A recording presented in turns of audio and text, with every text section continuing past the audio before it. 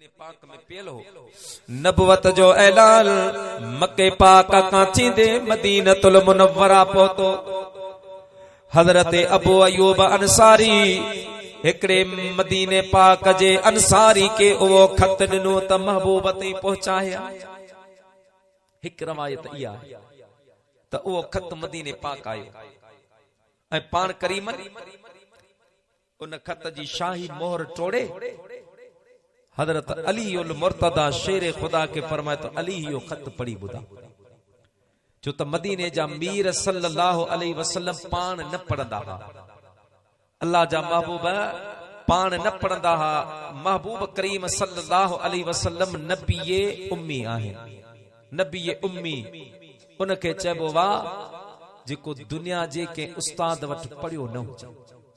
दुनिया जे के उस्ताद वट पढ़ियो न हुजे पर उन जे बावजूद भी कायनात जो उस्ताद हुजे। पढ़े के वट न पर ऐलान फरमाए इन्नमा बुइस्तु मुअल्लिमा।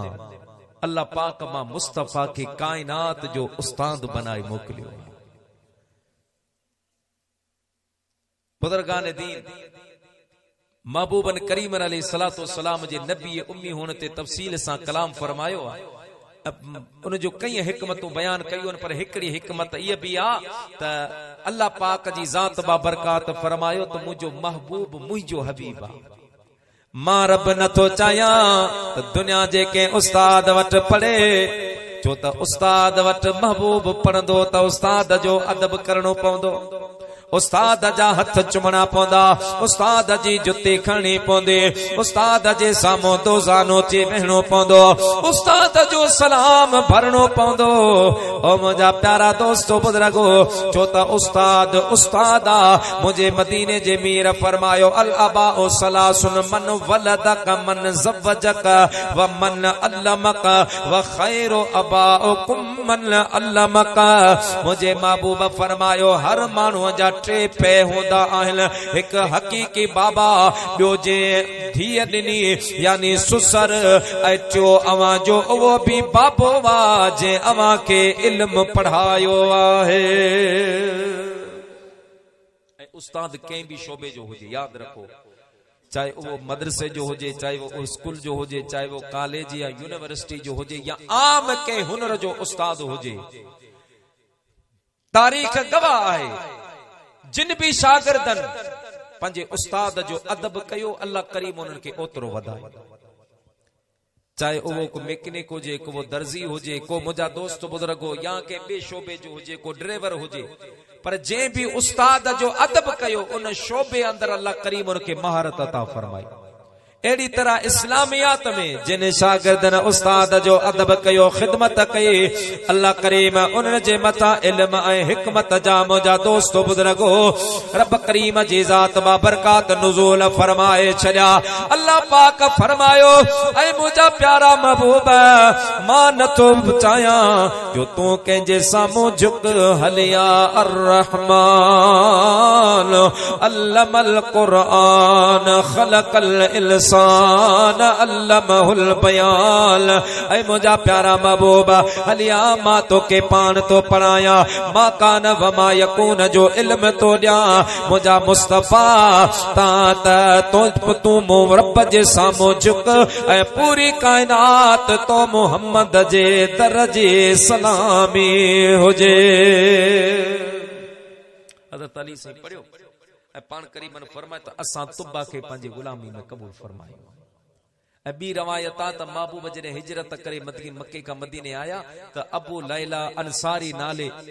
हिकिड़ो अंसारी हो उनखे मोकिलियो वियो। उहो मदीने पाक खां 2-3 किलोमीटर अॻु में अची बीठो त महबूब अचे मां इहो खत पेश करियां जियां जो आमना जो लाल अची रहियो वा लाखिणे लतीफ फरमायो के चा आयो काफिलो जे साथ धणी सरवान। के चा आयो काफिलो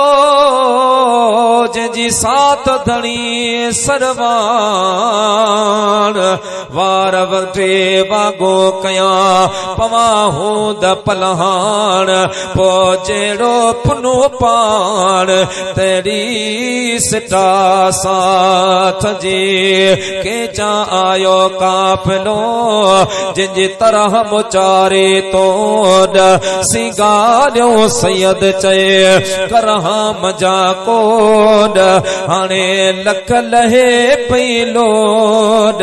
जी जातिल जतन जे महबूब जो काफिलो अचे रहियो आ अबू लैला अंसारी दूर खां बीठो आ महबूब हिते आ अबू लैला बीठो आ मुझे महबूब सां अञा अबू लैला मिलियो नाहे अञा मुसाफ़ो न कई आ अञा मुंहिंजा दोस्त बुज़ुर्गो ॻाल्हाई नाहे अञा गुफ्तगू कान थी आ दूर खां मुझे महबूब फरमायो अल त अबू लैला ओ बीहण वारा छा तुंहिंजो नालो अबू लैला आहे अबा तो अबू लैला आई जी हाँ या रसूल अल्लाह महबूबन फरमाया हल माका किताबो तुबिल छा तो वट तुबा हुमयरी जो खत भी आहे अर्ज के जी हाँ मुझा साईं मूं वट वो खत भी आ डोण पाए मदीने जे मीर जी बारगाह में आयो अल्लाह जे महबूब करीम उन जी शाही मोर टोड़े करे अबू बकर सिद्दीक के फरमायो अबू बकर यो खत पढ़ी बुधा महबूब पाक सल्लल्लाहु अलैहि वसल्लम मक्के का चंद मदीने का चंद मेलन जे फासले ते हा मदीने पाक में हिकड़ो मुर्स मानू उथी पियो उन चयो त असां गैर लोकलन के पंजे मदीने में रहण न दींदासीं मदीनो असांजो आ बारियूं मानू मदीने में न अचे उन जो कौम परस्ती जो नारो हयो तो उन सां 70 जंग जो ॿिया बि तैयार थिया जो सही तो चवे अज हिकड़ो मोहम्मद सल्लल्लाहु अलैहि वसल्लम ईंदो सुभाणे ॿिया बि ईंदा पोइ ॿिया बि ईंदा पोइ अलाए किथां किथां जा माण्हू ईंदा शहर में उहा अगूणी हालत कान रहंदे मुंहिंजा दोस्त बुज़ुर्गो 70 जंग जो तैयार थिया मुझे महबूब करीम जे रस्ते रोकण जे लाइ निकिता तीर कमान खणी अल्लाह जे हबीब करीम जे दरबार जो रुख कयो अथन प्यारा मुसलमान भाइरो वो जेको उन्हनि जो अॻवान सरदार हुयो अॻियां अॻियां उहो पियो हले पुठियां उन जा ॿिया जेके जंग जो हुआ उहे अचनि पिया तेज़ रफ़्तार घोड़नि सां जंहिं वक़्त में मुंहिंजे मदीने वारे मीर जी निगाह इन काफ़िले वारनि जे मथां पईया मुंहिंजे महबूब करीम उन जे मथां गौर सां जो नज़र विधी जंहिंजे लाइ आशिक़ फरमाए त तुंहिंजी घोर सजण ऐं हर शेर पढ़ंदो या मूंखे सुठो लॻंदो पर ही जेसियां न पढ़ंदो या मूंखे सुकून न ईंदो लफ़्ज़ निहार फरमाए तो तुंहिंजी घोर सजण कईं घाए विधा तुंहिंजी नाज़ अदा कईं नमाए विधा तुंहिंजी घोर सजण महबूब जे मुंहिंजे घोरे ॾिसंदा हा तवज्जा सां ॾिसंदा हा अॻियूं माण्हू सैयदना अबू बकर सिद्दीक़ फरमाया त मदीने जो साईं जे मुंहिंजे गौर सां न्यारींदा त बटन सेकड़नि जा जल तुंहिंजे जिस्म मां जान निकिरी वेंदी उनखे लफ़्ज़ साथ न ॾींदा हा महबूब जंहिंसां अख अख में मिलाए ॻाल्हाईंदा हा केॾो बि ताक़तवर माण्हू हुजे पर महबूब जे अॻियां हीअं कपंदो हो ॾकंदो हो मुंहिंजा दोस्त बुज़ुर्ग उनखां पंहिंजो जिस्म न बर्द झले पाण खे न संभाले सघंदो हो आशिक़ तो फरमाए तुंहिंजी घोर सजण कईं घाए विधा हाँ तुंहिंजी नाज़ अदा कईं नमाए विधा तुंहिंजी घोर सजण ओ पाए कानी कजल जॾहिं खणी ओथिया पीर पैगम पर तुंहिंजे पेरे पणी पाए कानी कजल जॾहिं जने रखणी ओथिया पीर पैगंबर तुझे पेरे पणी कई शाह गदा ऐ कई छट धनी कई शाह गदा कई छट धनी ओ तुझे जहलण सब हिर खाए विधा तुझी घोर सजन कई घाए विधा तुझी नाज अदा कई नमाए विधा तुझी घोर सजन को जंगजू 70 माण्हू पाण सां गॾु वठियो पिया आयो अल्लाह जे महबूब करीम जे करीब जो पुतो वा मुझे महबूब फरमाए तो नुसर तो बिर्रोबे अल्लाह पाक रोब जे ज़रिए भी मां मोहम्मद जी मदद कई आहे साईं करीम जो एतिरो तो रोब हूंदो हो जो अल्लाह जा महबूब वेठा मदीने पाक में हुंदा महीने जे पंध जे फासले ते कम को काफर बादशाह सुकून जी निंड सुम्ही न सघंदो उनखे रात जो छिरक पवंदा हा त मता मोहम्मद पंहिंजे असाबनि सां गॾु अची न वञे महबूब जो रोब अल्लाह जे महबूब करीम जेके 70 माण्हू रस्तो रोकण पे आया उन खां पोइ फरमायो त अवां कीअं आया आहियो जेको उन्हनि जो अॻवान हुयो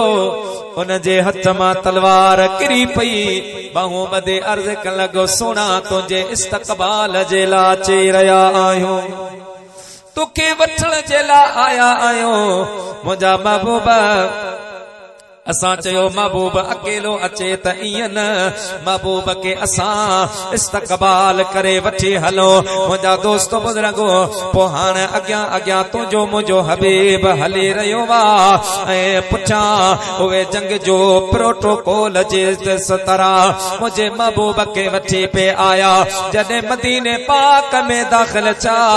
उते नंढियूं नंढियूं न्याणियूं बीठियूं हुयूं जिन मुंहिंजे मुस्तफ़ा जो इस्तक़बाल कयो तल अल बदरो अलैना जे अंदाज में जण उहे न्याणियूं पियूं चवनि त मुंहिंजा जान बजल वन वारा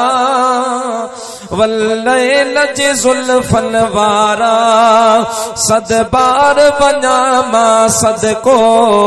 मुंहिंजा कामिल कुर्बन वारा सद बार वञा मां सदको मुंहिंजा कामिल कुर्बन वारा ही ॾींहुं बणियो ऐं रात बणी कुल तुंहिंजे करे काइनात बणी कुल तुंहिंजे करे काइनात बणी लौला कजे लक़बन वारा वल्लैल जे ज़ुल्फन वारा सद बार वञाए मां सदको मुंहिंजा कामिल कुर्बन वारा सुभान अल्लाह सुभान अल्लाह मदीने पाक में दाखिल थिया हाणे हर को चवे त साईं मुंहिंजो महिमान थी हर को चवे सुना मुंह वठ हलो पाण करीमन फरमायो त मां कंहिंखे फ़ोक़ियत ॾियां कंहिंखे मां नज़र अंदाज़ करियां हाणे फ़ैसिलो छॾियो था उठणीअ जे मथां पाण करीमल पंहिंजे उठणीअ जी महार उठणीअ जे पुठीअ जे मथां रखिया अल्लाह जा महबूब वेठा रहिया प्यारा मुस्लमान भाइरो उठणी हलंदी रही जीअं को माण्हू कंहिं शइ खे तलाश करे ईअं उठणी हुन दर में मोहणे हुन में मोहणे हुन में मोहणे हलंदे हलंदे उठणी हज़रत अबू अयूब अल अंसारी जे उन कोट में आई आहे जे कोट में अज का 1000 साल पेरी तुबा हुमयरी मुझे मुस्तफा जे ला घर बनायो हो उठणी उते अची वेठी हज़रत अबू अयूब अंसारी वो चाबी मुझे महबूब जे हवाले अमूमन चयो वेंदो त हज़रत अबू अयूब अल अंसारी मेज़बान रसूल आ पर हकीकत में मुझो महबूब पंहिंजे घर में पाण अची तशरीफ फरमा थी मुझो मुस्तफा कंहिंजो मेज़बान आहे मेहमान आहे पूरी कायनात मुझे मुस्तफा जे दर जी मेहमान आहे मुझो हबीब कायनात जो मेज़बान आहे ओ मुझा प्यारा मुसलमान भाइरो त तुझो मुझो महबूब करीम सल्लल्लाहु अलैहि वसल्लम अव्वलीन जो भी शाफिया आखिरीन जो भी शाफिया तुझो मुझो भी हामी ऐ मददगार आहे। मुझे मदीने जे मीर फरमायो जो केर न होंदो वा उन जो मां मोहम्मद करीम आया। मुझा प्यारा दोस्तों मुझे मदीने जे मीर जो बच्चो वा हजरत इब्राहिम रज़ी अल्लाह ताला अन्हु अम्मा मारिया जे शिक में अतहर मां पैदा थियो वा। मुझा दोस्तों अञा नंढो आए जने अल्लाह जी दरबार में रब करीम घुराए वरतो। अल्लाह जा महबूब करीम हजरत इब्राहिम के जन्नतुल बकिया में दफन करे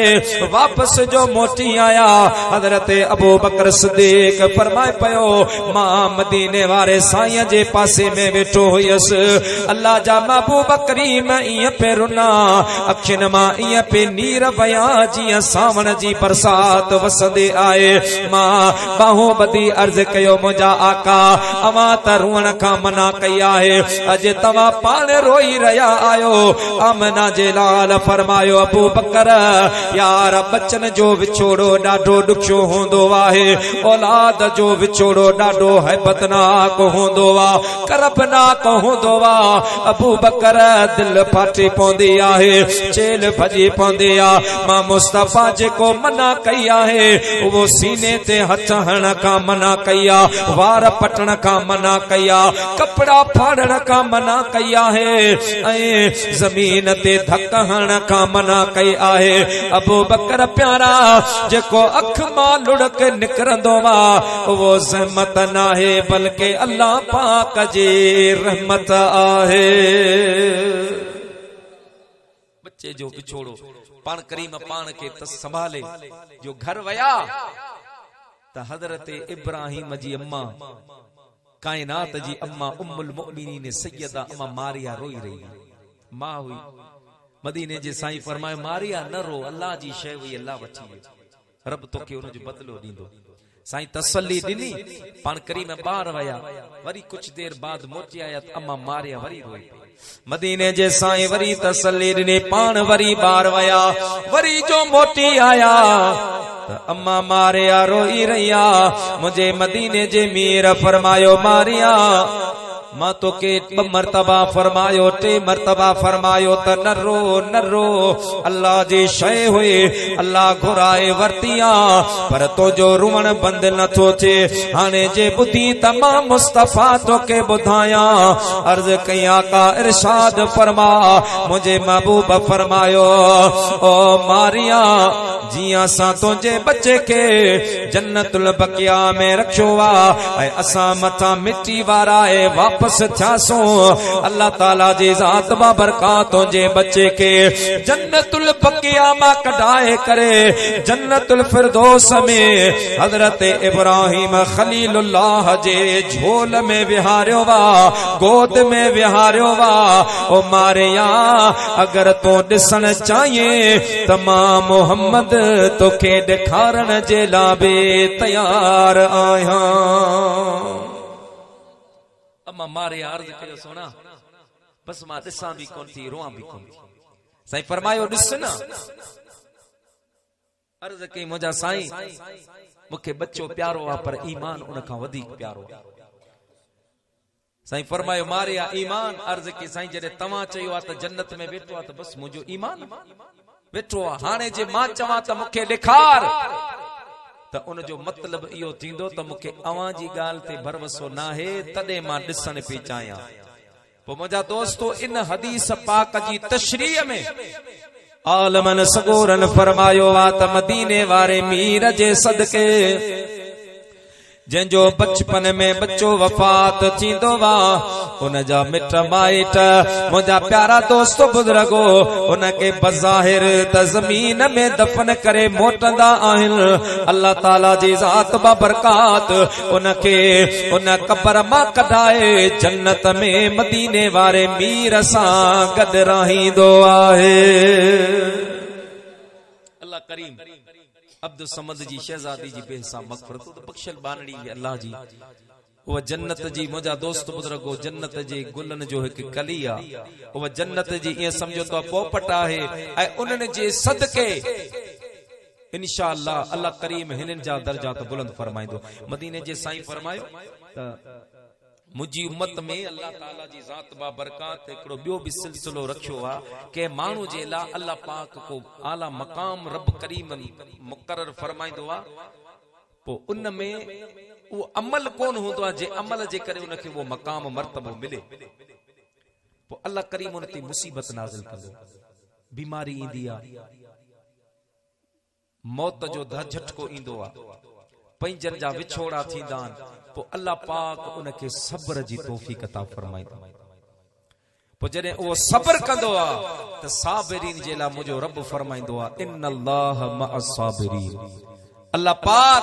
सब्र करण वारन सा गड्डा त मुजा दोस्तो यकीनन बर्दाश्त का गाल बारा पर असा मुसलमान आहियूं असा जो इयो अकीदो आहे त ये दुनिया छड़नी है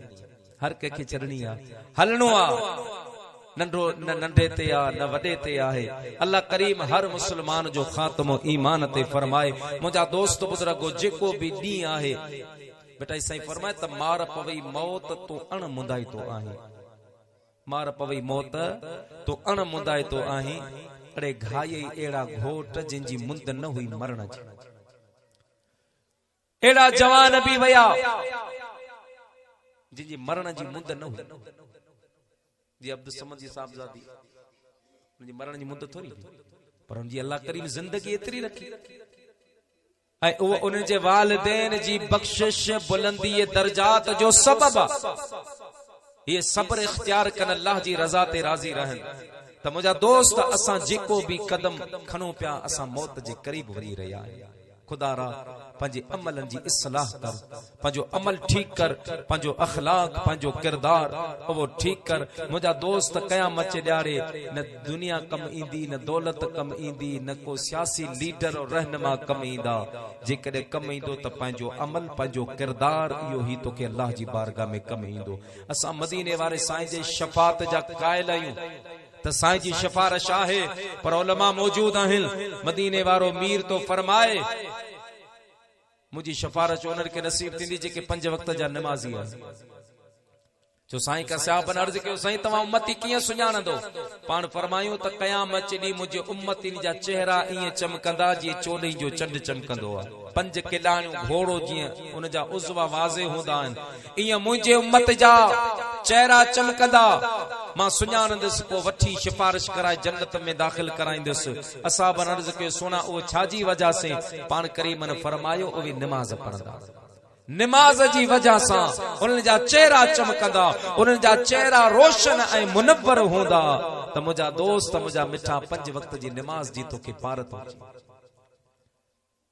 ऐं अवां जे इलाइक़े में इलेक्शन हले पई याद रखो मुसलमान जेको वोट आहे न इहो भी हिकु अमानत आहे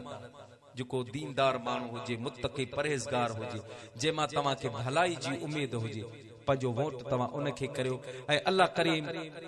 जो इहो फज़ल ऐं करम आहे तो अहल सुन्नत जी तंज़ीम भी अल्हम्दुलिल्लाह मैदान कारज़ार में आहे सुन्नियो असां ते लाज़िम आहे त असां पंहिंजी तंज़ीमनि खे सपोर्ट करियो उन में असां जे लाइ भलाई आहे दुनिया जी भलाई आहे। ऐं मुंहिंजा दोस्त बुज़ुर्गो असां जे लाइ छो त असेंबली में असांजी नुमाइंदगी लाज़मी आहे असेंबली में असांजी नुमाइंदगी लाज़मी आहे। अल्लाह कंदो उहो वक्त परे न आहे जो असांजे हिन वतन अज़ीज पाकिस्तान ते निज़ाम मुस्तफ़ा क़ाइम थींदो। अल्लाह करीम मुंहिंजो चवण अवां जो ॿुधण क़बूल फरमाए व आख़िरु दावाना अनिल हम्दुलिल्लाहि रब्बिल आलमीन। या नबी सलाम अलैका या रसूल सलाम अलैका या हबीब सलाम अलैका सलवातुल्लाह अलैका सलवातुल्लाह अलैका हबीबी सैयदी या रसूल अल्लाह या हबीब अल्लाह सल्लल्लाहु अलैहि वसल्लम आका छा चवा मां शान तुई जो शान बे बयान तुई जो सैरुल्लाह मकान तुई जो रब्बा में जुबान तुई जो या नबी सलाम अलैका या रसूल सलाम अलैका या हबीब सलाम अलैका सलवातुल्लाह अलैका सलवातुल्लाह अलैका सलातु वस्सलाम अलैका या रसूल अल्लाह व अला आलिका व अस्हाबिका या हबीब अल्लाह। अल्हम्दुलिल्लाहि रब्बिल आलमीन वल आक़िबतु लिल मुत्तक़ीन वस्सलातु वस्सलामु अला अशरफिल अंबिया वल मुरसलीन। अल्लाहुम्मा रब्बना तक़ब्बल मिन्ना इन्नका अंतस समीउल अलीम व तुब अलैना इन्नका अंतत तव्वाबुर रहीम। या इलाहुल आलमीन या रहमान रहीम रब जो कुछ जिक्र खैर चो तिलावत थी नाशरीफ थी वाजो नसियत चो ये एहतमाम इंतजामात ये खैर खैरात चो मुझा करीम रब पंजी बारगाह में कबूल फरमा। सवाब हदियतन तोहफतन अकीदतन अदबन एहतरामन मदीने वारे गोट जी बारगाह में पेश करूं दा कबूल फरमा। साईं जे वसीले सा साईं जो तमाम आल औलाद अहल बैत अज़वाज मुतहरात के बख्शो ता कबूल मंजूर फरमा। बिलखुसूस या अल्लाह ओ मुझा मेहरबान रब